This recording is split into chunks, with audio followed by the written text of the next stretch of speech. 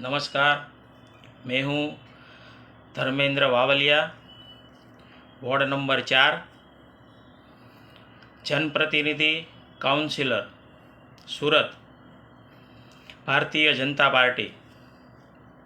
पिछले 1 महीने से मैं उमरा पुलिस स्टेशन में अपने चेक रिटर्न की कंप्लेन लिखवाने के लिए चक्कर काट रहा हूँ, लेकिन आज तक मेरी एफआईआर नहीं लिखी जा रही है।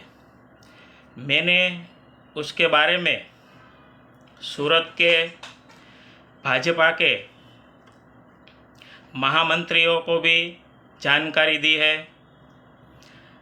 हमारे राज्य के गृह मंत्री के पीए को भी इसके बारे में अर्जी दी है, उसको माहिती दिया है, लेकिन अभी तक मेरी एफआईआर नहीं लिखी जा रही है। आप सोच सकते हैं, एक सत्ताधारी पार्टी का एक काउंसिलर की फरियाद लेने में ये लोग 1 महीने से धक्का खिला रहे हैं, तो आम जनता का इस पुलिस स्टेशन उमरा में क्या हाल होता होगा। दूसरी एक बात है, मेरे पिताजी को अचानक बेहोश हो गए थे और उसको दवाखाने ले जाना पड़ा था। तो उसके लिए फिर मैंने उसकी फाइल म्यूनिसिपल में जमा करी थी कि भाई मुझे ये मेरे पिताजी का जो खर्चा है वो दवाई का खर्चा हमको मिलता है। तो उसमें से मुझे खाली 15% खाली जो खर्चा था 90,000 का, उसमें से 15% का पैसा मिला और बाकी मुझे ऊपर से ऐसा जवाब मिला कि अभी फंड नहीं है, जब फंड आएगा तब देखेंगे। तीसरी एक बात थी, मेरी लड़की का जो उसका एजुकेशन की लोन मिलती है, लड़की के एजुकेशन पे लोन मिलती है, उसमें मैं तकरीबन 6 महीने से शिक्षा मंत्री के पीए के पास, शिक्षा मंत्री के पास, उसका यहाँ सूरत का पीए, गांधीनगर का पीए, 6 महीने से चक्कर काट रहा हूँ।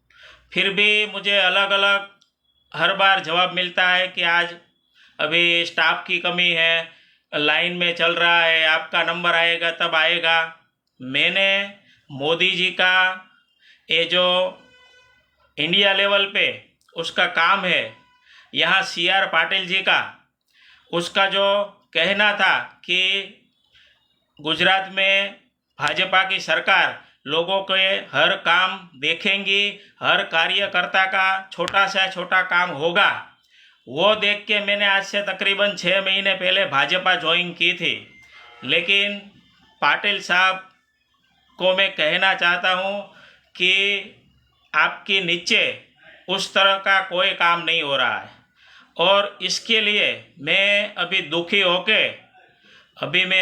होके मैं आज से भाजपा के कोई कार्यक्रम में, जब तक मेरा और मेरे वार्ड का भी नीलकंठ का कापोद्रा का जो काम है वो कहा है कि ये हमारा ही वकील उसको आगे नहीं बढ़ने दे रहा है, दूसरी 2-3 सोसाइटी का काम है, तो किसी का भी अभी मेरा खुद का ही काम नहीं हो रहा है, तो सोसाइटी का तो आप सोच सकते हैं कि क्या काम होगा।